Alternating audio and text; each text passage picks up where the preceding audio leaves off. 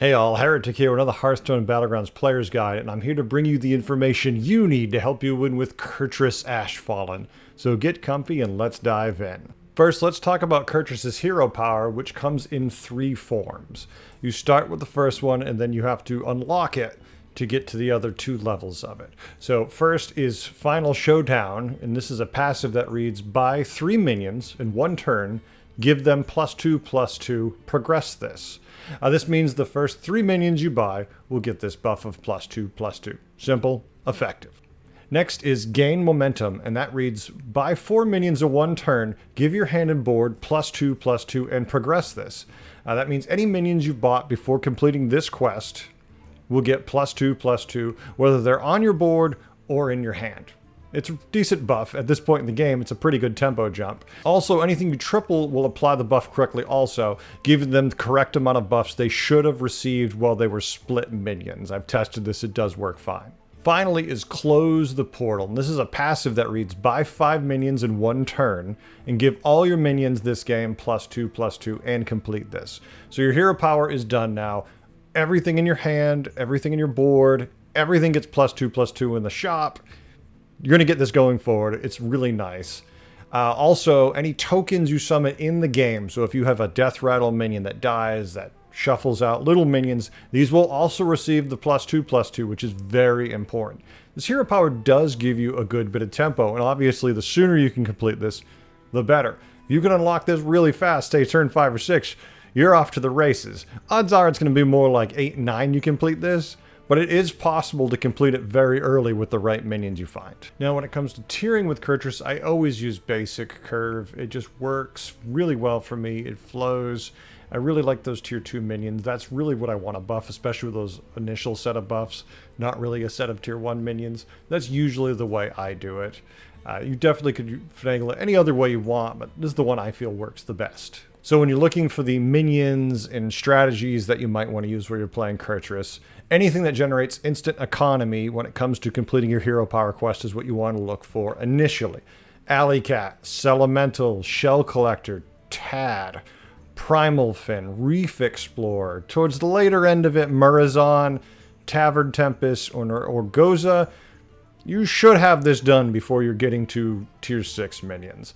But that being said, the MVP overall is the Free-Dealing Gambler. The reason for that being is since it's a tier 2 minion that you can buy and sell and immediately get the gold back for it, you can complete your quest very, very quickly. While pirates are not great to play when you're playing Kurtrus, the Free-Dealing Gambler for me is like an instant I want to play if the other tokens are in. If you get a couple of these, you can complete the final tier of this quest even very quickly. In the early ones, you can finish in no time at all just by seeing 1 and 2, heaven forbid. You're all set, quest done, good to go. Now once your quest is done, typically the builds I'm looking for are going to be Beast, Mechs, and to a much lesser extent, Demons. You can pull it off, although that's not usually a winning strat. It's just let's make sure we top 4. Since all your tokens get +2/+2, Beast, Mechs, and Demons make this really good, as now you're getting the buff on your minions, and then when they die, the little tokens they shoot out at the enemy are also getting those buffs, making them hit a little bit harder. Is this a massive difference? No, it isn't. But in the mid game, it really puts you over the edge and lets you get to those late game bigger combos faster because you just have a solid mid game. Obviously, Omega Busters, anything with Divine Shields are going to be good because they're going to keep those buffs a little better. If you're doing Beast and you're already doing Leapfrogger, Rat Packs, Gash Clers, your usual packages for, doing the Leapfrog build, now they're all a little bigger. They can hit a little harder. They can take a little more damage. Those stats add up, especially if you start summoning 20 to 30 minions in a round of combat. That really can make a big difference when they just keep coming. Kind of drive your opponent nuts, and it's a lot of fun when you can do that.